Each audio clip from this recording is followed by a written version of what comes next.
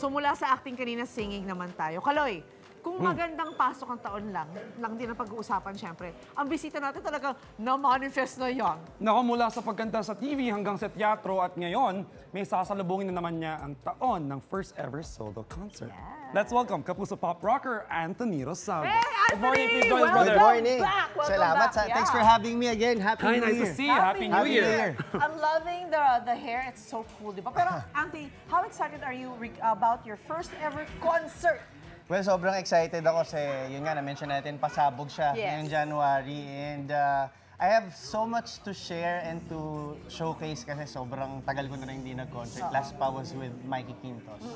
So, ang tagal na rin. So, sobrang excited ako. Pero yung pagpasok mo sa teatro, parang nakatulong sa'yo maging mas confident pa. Di ba?